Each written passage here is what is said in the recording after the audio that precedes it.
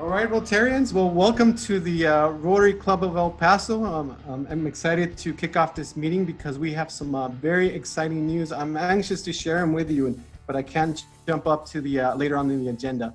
But thank you guys for joining. It's so great to have everyone participate in the Rotary Zoom meetings. I know these times are extremely tough. They're extremely tough, but it's very critical to Rotary to keep on going. So sticking with traditions, I'm gonna unmute here AC Sanders. Let's see, AC, you'll have to unmute.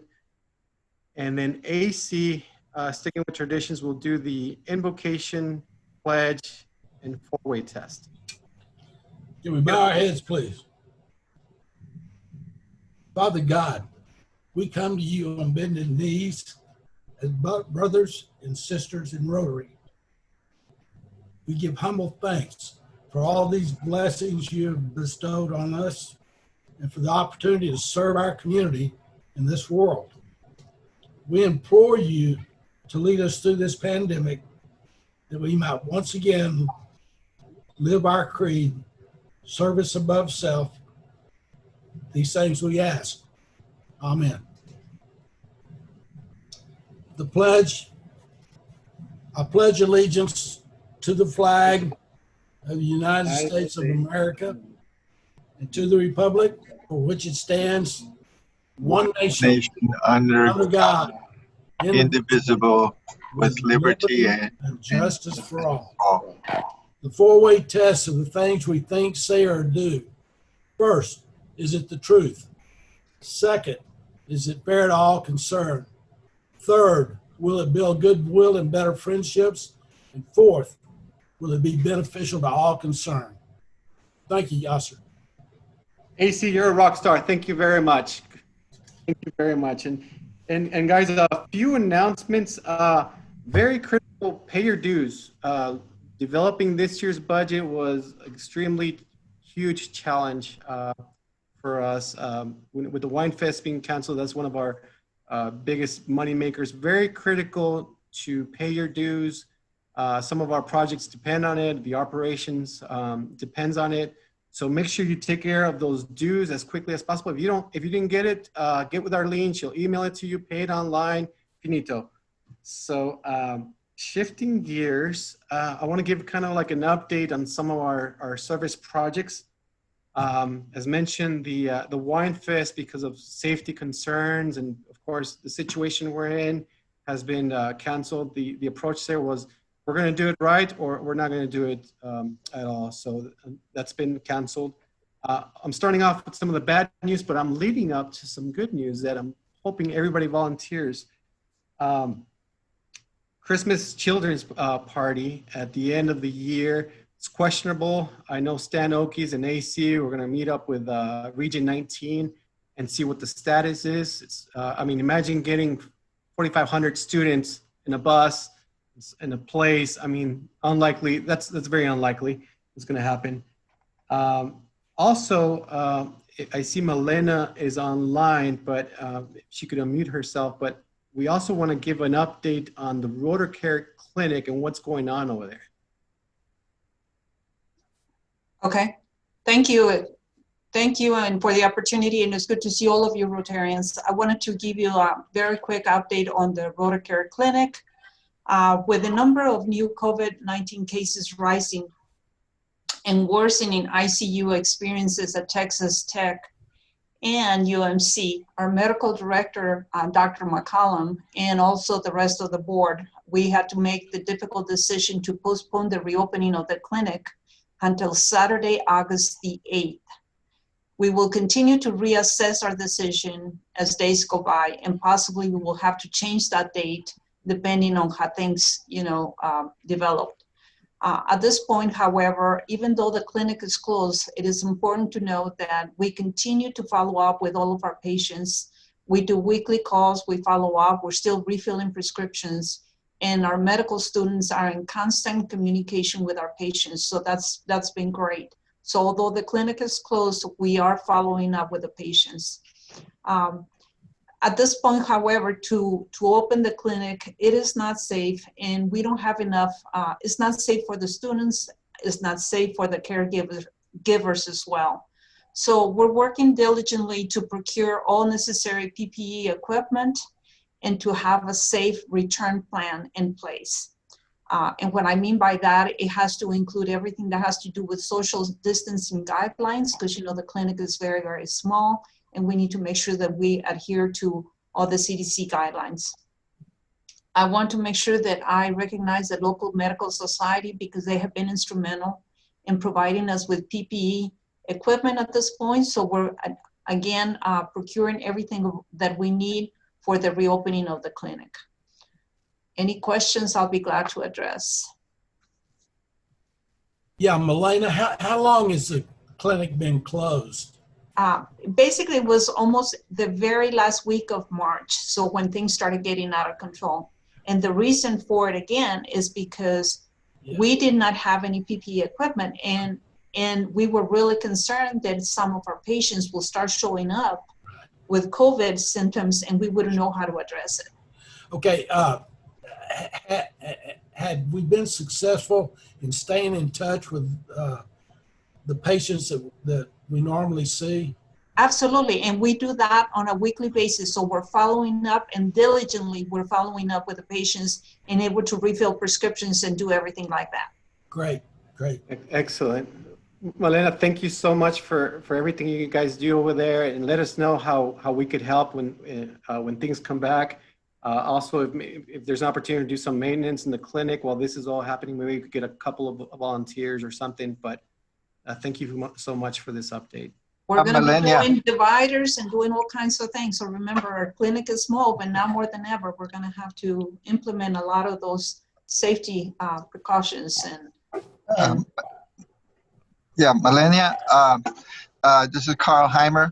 I just wanted to ask you, did you guys have a meeting? I thought there was going to be a meeting of the board, and I don't know, because I had not gotten any kind of information of any meeting. And is it Skype or Zoom or whatever? Yes.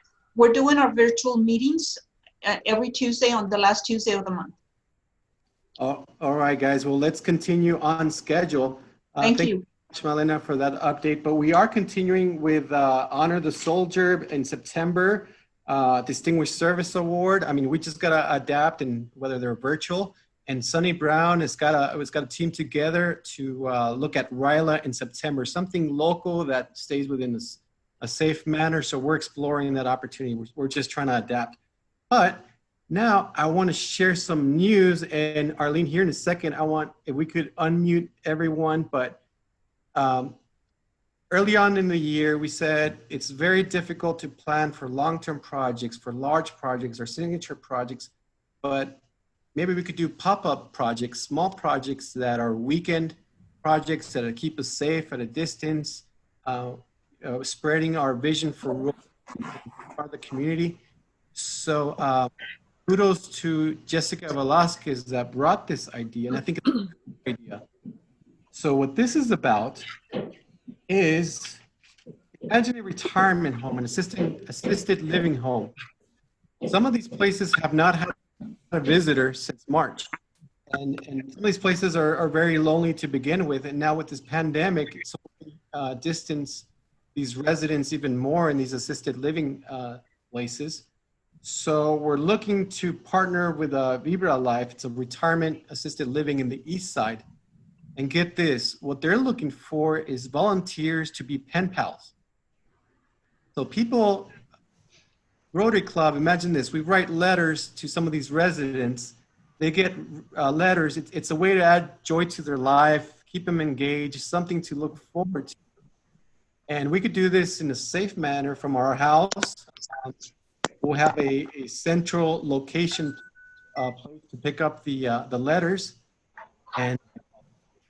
And then we send them and drop them off at this assisted living place. And all it is putting them together and writing to some of these residents. Imagine what joy this resident might get if we open that up to them. So what I'm looking for is at least 10 volunteers.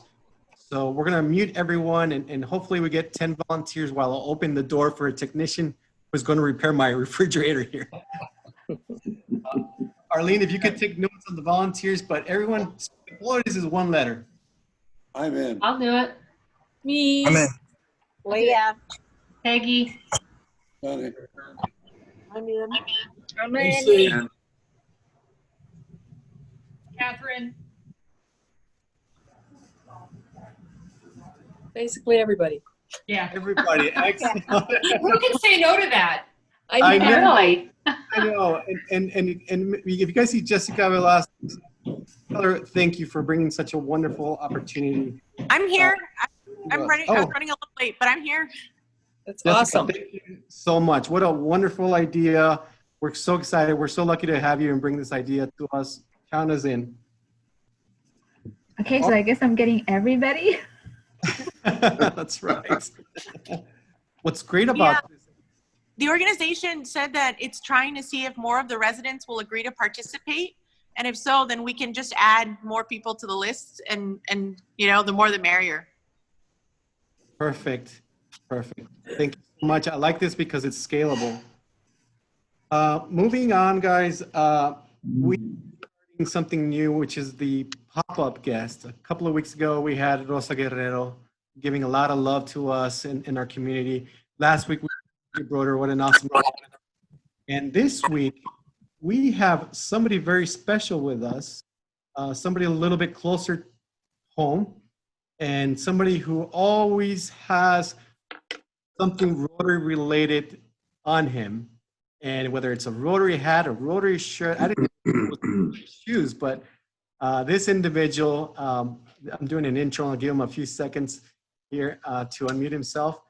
But this individual represents Rotary and the Rotary Vision, and so happens that he was Rotarian of the Year from our district, and also last year was assistant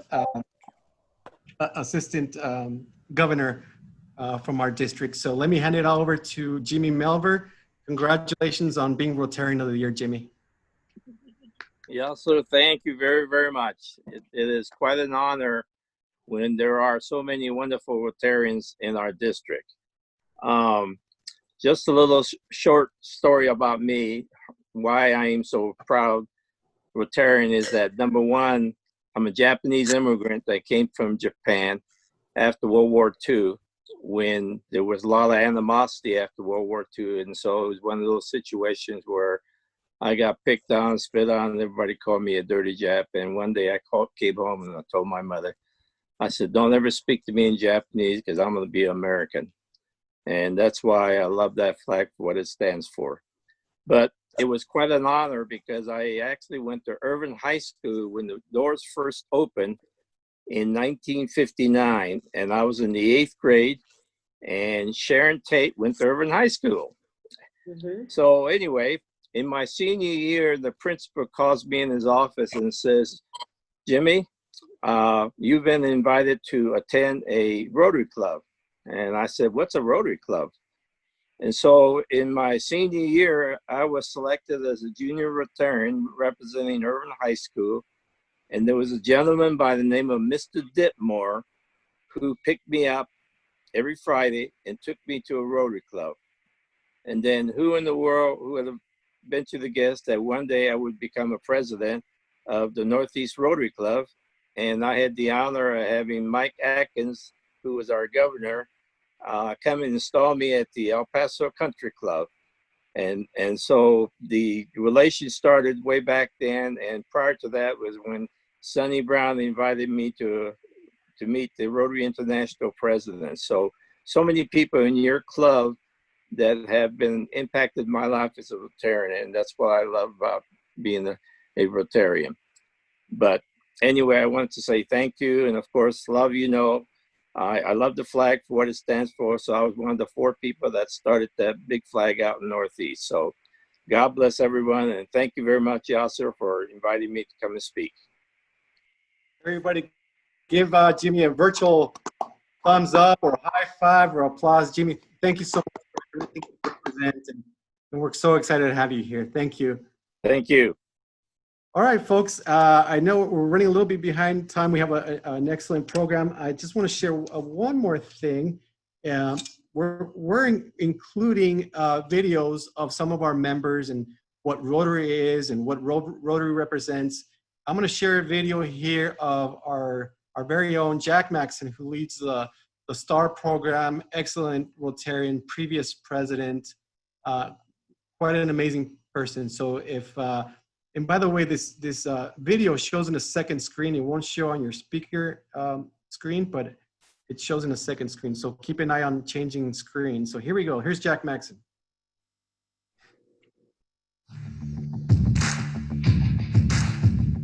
The reason I joined Rotary because I was invited to join a couple of times. I was beginning in the restaurant business in the late 70s and early 80s, and I didn't have time to join because of the meeting requirement.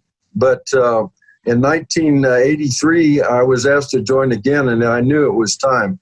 In the back of my mind, I have always wanted to join Rotary because my father was president of the Rotary Club of El Paso in 1953. And I joined 30 years after that in 1983. So I was a legacy more or less. I remember going to Rotary meetings occasionally with my father, especially when he was president of the club. I remember his induction meeting and a few other things like that. But in the interim, I received a Rotary Foundation fellowship when I graduated from college.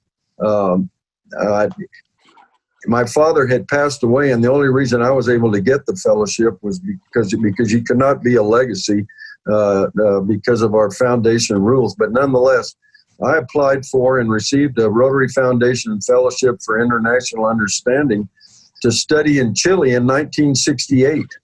So prior to leaving for Chile, I indoctrinated myself in all of the principles of Rotary, what Rotary did, and so on and so forth. And I spent a year in Santiago, Chile in 1968 and attended Rotary meetings down there as a graduate student in the Catholic University of Chile School of Law. And while I was there, I realized that I didn't want to be a lawyer. It just hit me like a ton of bricks. You don't want to be a lawyer, Jack. So I had changed my mind, and I came back to the States and had worked in restaurants and colleges as a waiter to make extra money, and then I decided to open my own place. So anyway, I was invited to join Rotary, which the Rotary admission to Rotary is by invitation only. You can't just go raise your hand, I want to be in Rotary. You have to be invited. But people that are interested, all they have to do is talk to a Rotarian and put in an application and let us take a look at you, and there's a very good chance that someone can get in. The Rotary Club of El Paso is the oldest service club in the city. Founded in 1914, so we're 106 years old as of this year. And we have the longest standing service project, which is our Children's Christmas Party, which has been taking place for over 90 years. We have an incredible history of the leadership of El Paso going through our club, and yet we still have a bunch of brand new young members, people that want to participate in service projects that we do around the calendar, and we're one of the vital clubs in our area. We are the grandfather club of our district, which is all of the state of New Mexico and extreme West Texas, and we are looked to as the oldest club, which we are. And we're still one of the strongest and most active clubs in the district, in our Rotary district. We've had numerous district governors of our area. The presidents of our club have done many civic leadership positions, and every Rotarian is involved in other things too. They're not just involved in Rotary; they're involved in other civic organizations, volunteer organizations. So we are made up of leaders in the community, and that's what we're looking for. Excellent, excellent. I loved watching these videos because I learned something new about each member.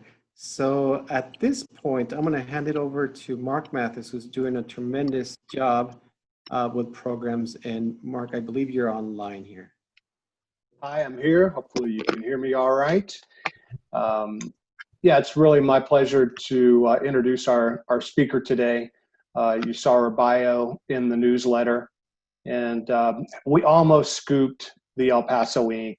By having Marina Montes here today. They did cover her with a Q&A this past weekend because her firm, Barracuda Public Relations, is celebrating its 10th anniversary. So great timing to have her come visit with us. She has had an extraordinary career, and really, you think about Barracuda and PR, you may not see her directly, which is the point. You see her clients. She is the megaphone for some of the best companies and nonprofit organizations and cultural programs in the community. She was some of the things you may not see in her bio. She was the kind of the inventor and the co-chair for Chalk the Block, which has become a very successful program for downtown culture. She hosts State of the Arts on KTEP, so you may be familiar with that. She had also worked at UTEP, had worked at Red Bull, and El Paso Inside and Out magazine. And she was on the founding team at Intravision Communications for Hero Radio and was a midday DJ on Hero. In fact, that was where I think I first met Marina. She probably doesn't remember this, but I do. It stood out to me. I was working at the El Paso Chamber of Commerce, stepped outside, and here comes Marina and another friend, I think a member of the team, and just so bubbly and so excited about starting Hero Radio and everything that was going on, just highlighting things in town. And I knew then, that this girl was special and was going to be doing a lot of great things for the community. So very pleased to have her here today. And it's my pleasure to turn the program over to Marina Montes. Thank you so much, Mark. Mark, so I'm currently enrolled in the EMBA program at UTEP, as if I don't have enough things to do. And Mark's one of our kind of guest lecturers. And, it's just really nice to kind of come full circle, but thank you for the invitation. And then I also wanted to let you all know the four-way test that the Rotarians have in place. It comes up in almost every single course that we take. Every single professor always outlines it. And they are four very important and perfect questions to ask yourself about any situation, especially right now, in the situation we're in. I'm going to try to screen share and let's see if we have any issues here. Can you all see my screen?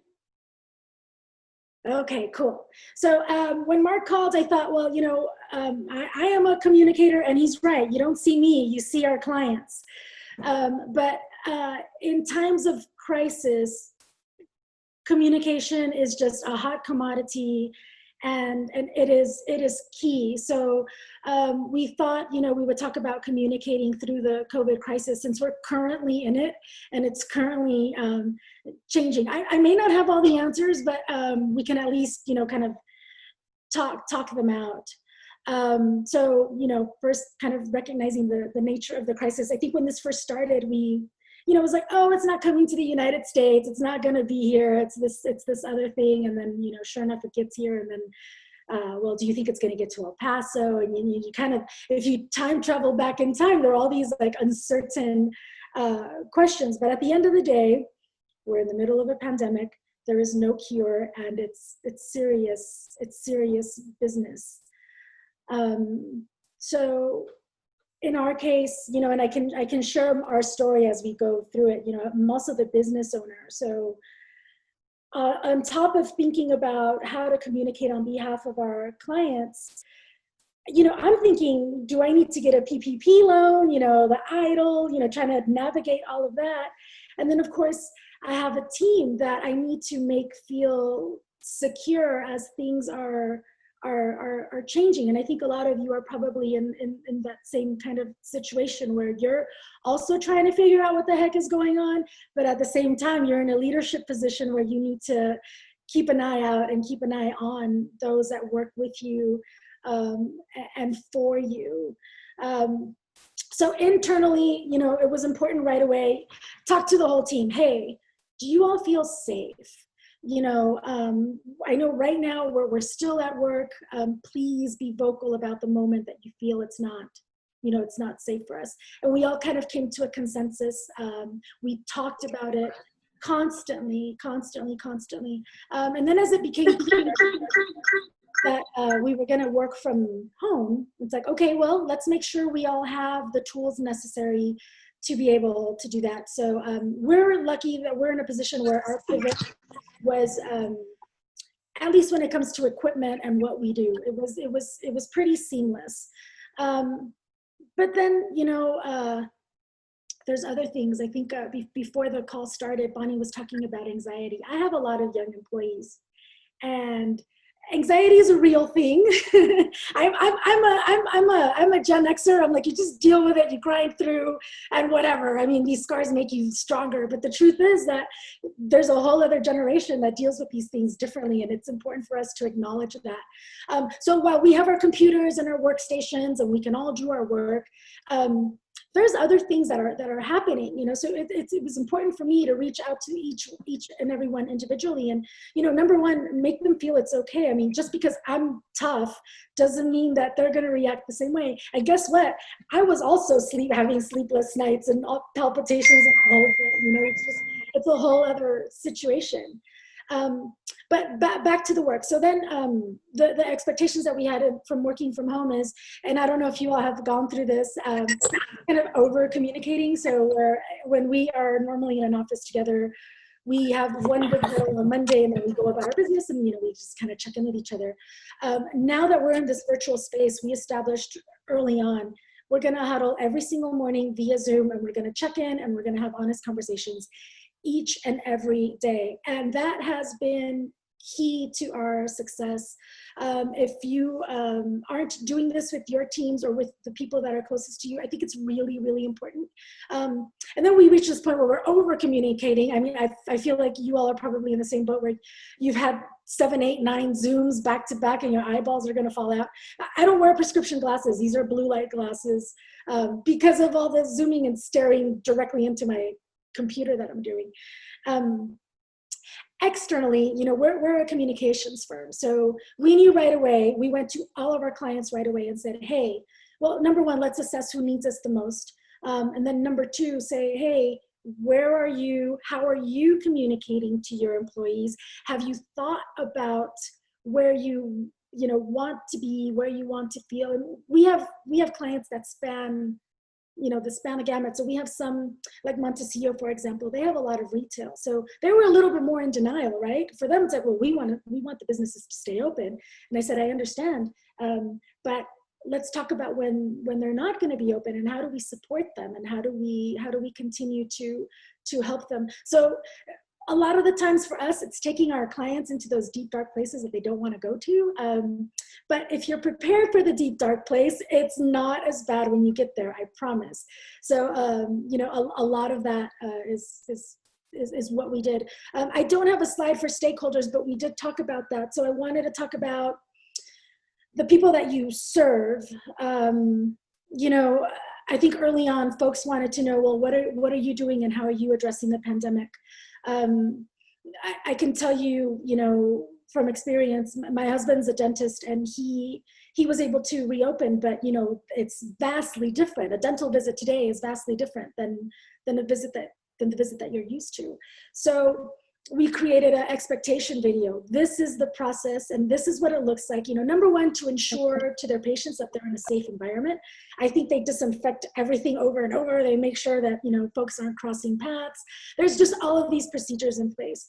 But then, you know, what to expect when you go. I think a lot of restaurants you see are doing that, you know, with their curbside and touchless and all of that. So it's important to communicate to the end user of your, you know, product or service, what to expect more than anything else. I think in this moment, it's more communication is better than none, because we've had a lot of time to be in our own heads, and I think we've discovered it's like, ooh, it's a little dark in there sometimes. So the other thing I thought is I would show you what the progression of communication looks like. So I just kind of picked one of our clients. We work with the Paso del Norte Community Foundation and the Health Foundation as well. They hop to really quick. So in the Health Foundation's case, they are a leader for communication in healthcare. And if there's anything that they need to do, it's really address the pandemic and provide tools. So, right away, it was the establishment of the EP COVID-19 Information Hub, where I think we're still kind of in there, right?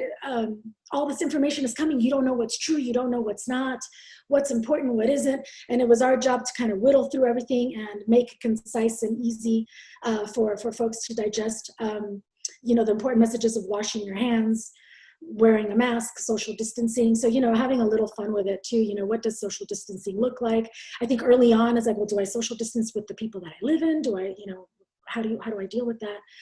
On to, Mother's Day, at that point, it's like, well, where we all know you want to see your mother. We all know that you will go see your mother possibly. But, the encouragement was, don't go see your mother, hug her virtually, that kind of thing. And then, you can see us moving into the testing information. By the time it was Father's Day, things had changed. So the messaging was, go get tested first, then go see dad. And then, you have Pride Month during June, and your LGBTQ community is at a higher risk. So kind of, addressing that. Then, 4th of July, navigating, if you're gonna get together, how do you do this? To today where, restrictions are more lax. But what is higher risk, what is lower risk? So just continuing to roll with it, and continue to adjust your messaging as things change is really important. The info hub that I was talking about came up right away. And we found that it was important or folks were looking for information about, for example, this live information about how to deal with your kids at home and how to talk to them about pandemics and how to address the feelings that they're having, being at home, school, work, the whole thing. So just kind of providing all of those services to folks. We also created, you mentioned Rosa Guerrero, right away, she jumped in, we created these quick spots about, doing your part to stay apart. He pasado toda mi vida bailando con personas increíbles como mi esposo. Mi mamá es muy fuerte, pero ahora me toca cuidarla. Estamos practicando distanciamiento social para detener el COVID-19. Es muy importante, especialmente para la gente mayor de edad, como mi mamá. Hagamos nuestra parte al estar separados.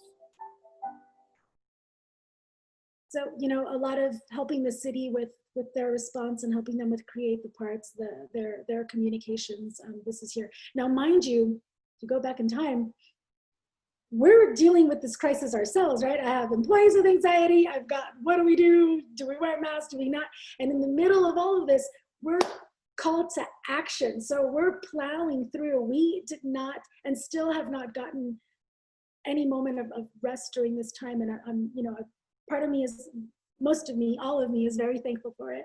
A lot of me feels very guilty for that, but at the same time, I feel like we are doing what we're supposed to do, and it's meaningful and it's important for right now. So, we're processing all of this in our heads. We're going through the pandemic ourselves, but then we're just working really hard to get these pieces out. And it's an interesting place to be, just mentally as a person, as a normal person, kind of dealing with this too, but then also being called to action.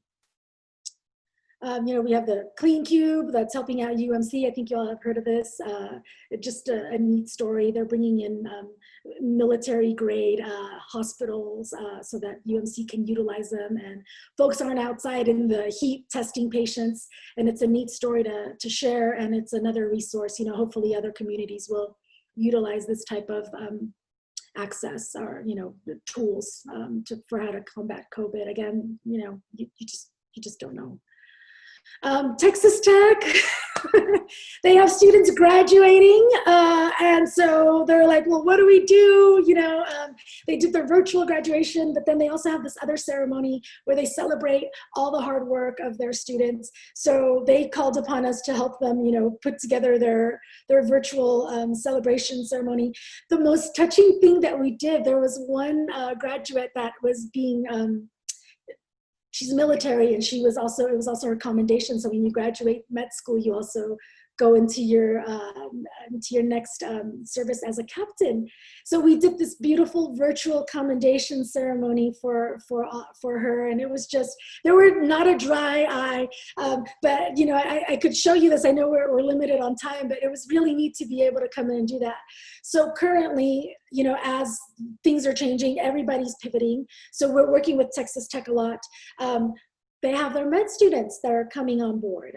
Some of them need to be interviewed to come in. So normally we would bring them around, show them how great El Paso is, show them the campus, all this access.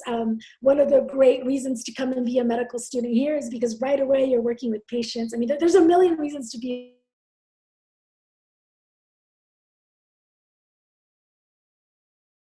kind of explaining. The dental school is brand new. They're about to get the keys to it.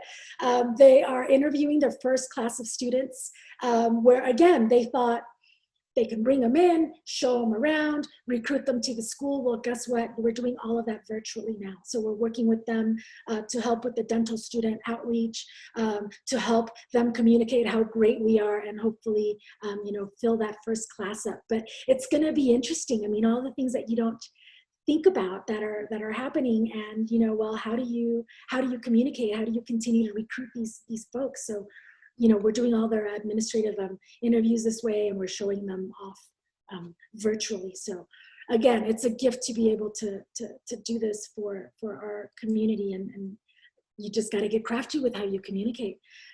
I had mentioned Montecillo before. Well, what do we do originally?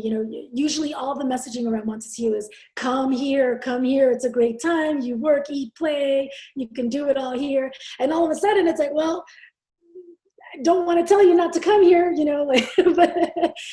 so what we decided in this case was we knew that all of the businesses were going to take their own approach. So where we would normally have scheduled out content that's fun and vibrant and comes from the pool and happy hour, this, all that, all of those got shut down. Anything automatic got shut down. And then we are going to be the megaphone for highlighting the local businesses that are part of Montecillo and how they're reacting. So if Hillside has curbside, we share their settings. They have their little market, so we kind of share that. And that was the approach to Montecillo, where usually it's like, come here, have fun, do all of it.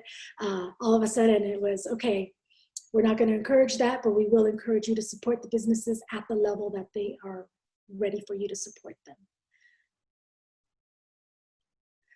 So, we have a pandemic, we have Black Lives Matter, we have all this other stuff, and it's important to be aware and more than ever in tune, because at this point, the only way that we are communicating is virtually, is through social media, is through media. So again, it's important for us not to be tone deaf during this time. I understand that a lot of brands, a lot of businesses, didn't say anything. And whereas like 5 years ago, for example, with Black Lives Matter, it was fine. If you don't want to, if you don't want to comment, that's fine. You have your business interests. But this time around, I think you saw a lot of brands, a lot of businesses actively talking about it. And I think it's because it's expected now.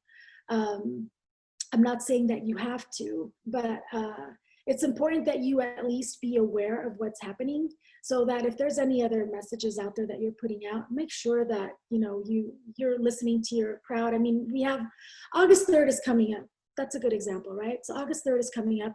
Probably not the best time to run a big promotion or to do something celebratory, or, you know, to have any of those. And really take a look at those automated messages that you have out there, or how you are communicating to your audience. It's not that you need to say something about it, but you need to be aware of where you are, and what you're saying during certain times. So just a reminder, because that's coming up, and you know, I don't think it's a good idea to invite people to happy hour. Investments. So everything changes, right? So here's a couple of things that we did. That I don't know if you all, but we use these tools a lot. Monday is our internal project management tool, and Switcher is a tool that we like to utilize, that works as your own mobile TV studio. So, you know, I'll just play this really quick, I think, so you can see the effect more than anything of the tool. So it looks like we're running a newscast. This is all run on Facebook Live. Welcome to the Paso del Norte Community Foundation's Facebook page. We're here today for a live Q&A with Tracy Ellen, CEO of the Paso del Norte Community Foundation. She's joined by Maggie Asfahani, owner of Salt and Honey, So and the founder of the El Paso Food and Beverage Fund.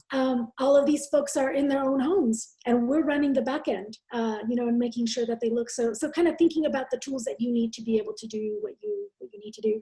For us, we use this tool for all of our clients at this point. All the virtual meetings we're utilizing through Switcher and through social. We utilized it when we did the Texas Tech commendation, for example. The captain that was being commendated was in Hawaii, and the commanding officer was here in El Paso, and we were able to bring them together through these tools. Zoom, you guys are clearly leveraging Zoom. We love Zoom. We utilize it for our own huddles and for meetings with clients, which I think, you know, this is beautiful that you all are still gathering and continuing to keep your community together. And then just, you know, any kind of devices. I did have to invest in more microphones because we're doing more, you know, more filming, more video, some laptops for some of the folks that are working offsite, and more hard drives for video, photo. But these investments are really, really important. And I think, you know, don't fight them, embrace them. What we're finding is we have these tools anyway, but we needed to upgrade in order to provide the service. And really, I mean, we just go to town with these tools, and they're worth every penny. And, you know, I think we talked about that, the benefits of investing in these tools. Really, you can be more efficient. It's more beneficial to your client, and things are ever changing, and you need to be prepared to respond in any way possible. The bigger message is to continue to adapt. I think it's important to be embracing of new things, and of you know, to continue to stay curious and to continue to just kind of explore. I think we should all be doing that in life, but right now especially is the time to embrace the change and embrace, you know, all the new tools and technology that's available to us. You know, things are going to continue to change. I don't know if another stay-home order is coming, right? I mean, it could, the way our numbers are looking. So, you know, what do? We're always thinking ahead. We've already had these conversations with our clients. Hey, I'm about to take you somewhere where I know you don't want to go, but our numbers are high. Everything isn't looking right. Let's talk about this. And so, you know, think about those things, because the denial message is beautifully set in, you know, go back out, everything's fine. But the truth is that it's not. So remember that as you move forward, and plan for what is really going to happen, not for what you want to happen. I think that's the easiest way to say it, right? And I thank you, and I'm definitely open for any questions. And Marina, as we for questions here, we're also going to kick off a polling where. But if you also give me an opportunity to kick off a first question, we, as far as Rotary Club of El Paso, we're doing the virtual meetings, and one of the things we're trying to do is, in electing your presentation, is you got to make it engaging. So we're trying different things. We're doing the videos. We're doing polling, great programs. But what are the most creative things you've seen to make it appealing and engaging? What are the couple of things that really stand out to you that maybe we could look to implement? You know, it's not necessarily the toys and the tools, it's the approach, right? I mean, it seems like you have great buy-in from your club, and you all are very participatory. So that's the more important thing. And really, I would also say, don't gather for the sake of gathering, because that's also, at this point, I think everybody's been on 10 Zooms. So don't gather just because you think you need to. And when you do, make it meaningful. I can't say, I mean, outside of what you all are doing, the polls and the videos and staying in touch, I don't know what else I would recommend as far as, you know, your approach. We do a lot of virtual happy hours, which are kind of fun. We do show and tells where it's not, you know, it doesn't have anything to do with our work or with whatever. We take each, you know, a minute, and we do show and tells of, you know, hey, I found this cool thing on the internet, or, you know, I'm working from home and I found this Pomodoro method that really kind of helps me plow through things. That's been kind of fun and helpful. But again, as far as the tools and the technology, it's the same stuff. It's more about, you know, what you're communicating and the time that you're spending with each other. I have a question for Marina. Yes, sir. Marina, this is Stan Okies. I met you a number of years ago and asked for your help for some things going on downtown. And I've always been impressed with your vivaciousness and your very positive attitude. Thank you. You mentioned something, you had a slide up in the early part of your presentation that said something about thinking externally. Mm-hmm. And I wonder if you could explain that a little bit. Thinking externally, so who are you working with? So it's one thing to make sure that you and your team are taken care of, right? You're hearing them, you're making sure that they feel comfortable, that they feel safe. You know, they have their computers, they have their Zoom accounts, they have all of that. But externally, some of us have external clients, external voices, some of us don't. And that's where I gave the example of my husband, for example, where, well, what's the expectation when you come to my office now? And what does that look like? You know, that's really what I was talking about. You know, your end user. Some of us have them, some of us don't. I don't know. Does that help clarify that? A little bit. I think we all deal with people if we're working and we're dealing with clients. We have to address them either personally or digitally, or however it may be, or just over the phone.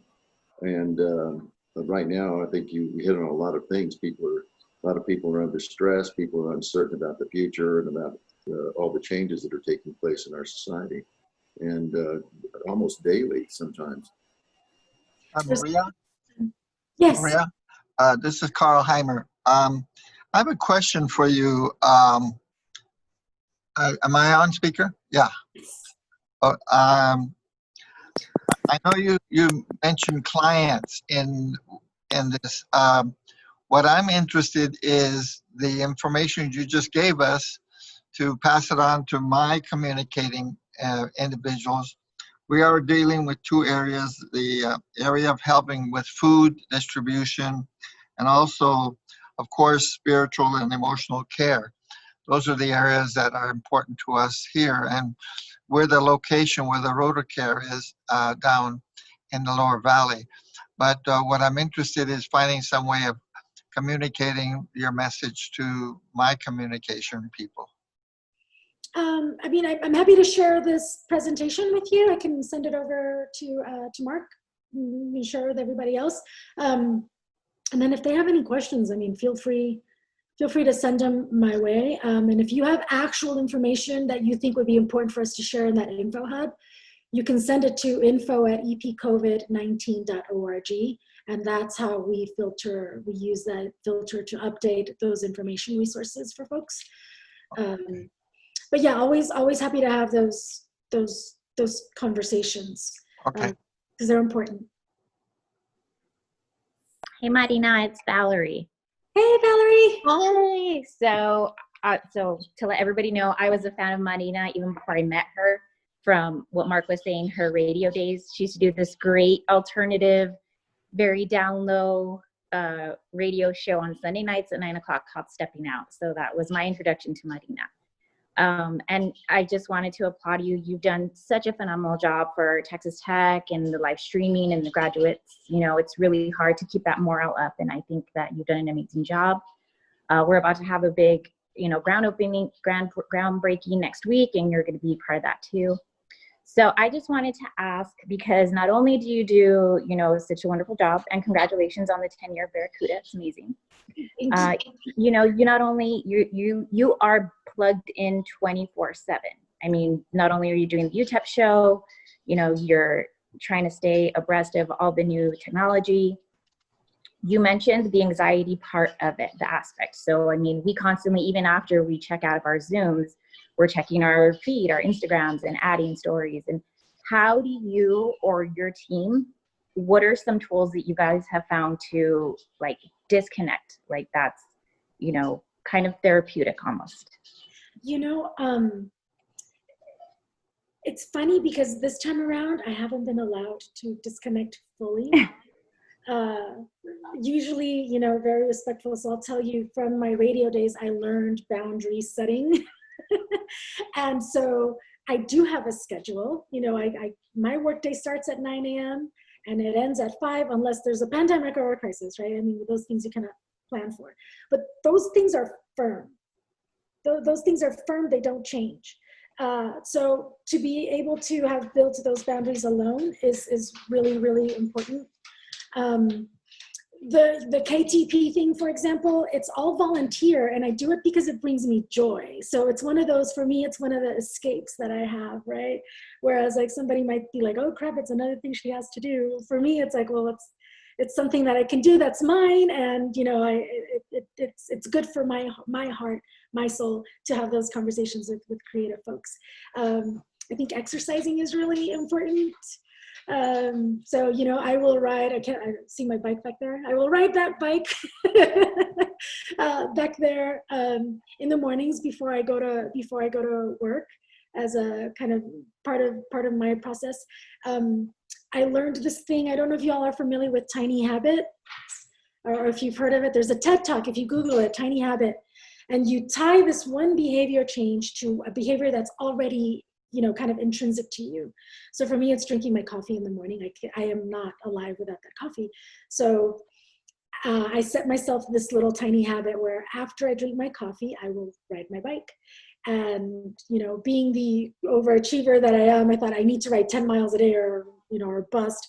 And what I learned through my little tiny habit is, riding 6-7 miles a day is just good. It's you keep moving and all that, and you keep yourself accountable with that little tiny habit, and you keep a little journal every day, and it's really neat reflection tool. I have found it really, really helpful. I also probably drink a little too much. We have one martini every evening, but to each their own. All right, Marina, we're running out of time here, but as we kick off this poll and we start getting, let me see here, relaunch poll. Did we issue the poll already, or? All right, so yeah, we got the poll going here.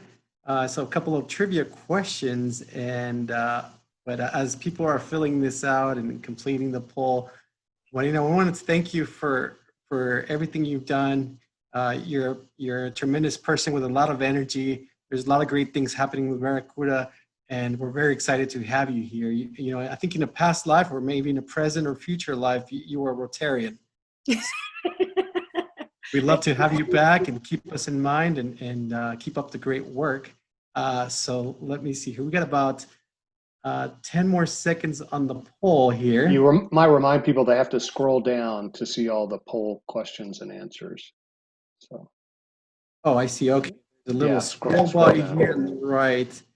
But Marina, you know, it's very exciting, your presentation here, because we're all about adapting to change in these challenging times. And for example, our organization, we must keep going. We must challenge ourselves and find a different way to serve our community. So your presentation really hits home here. Thank you so much.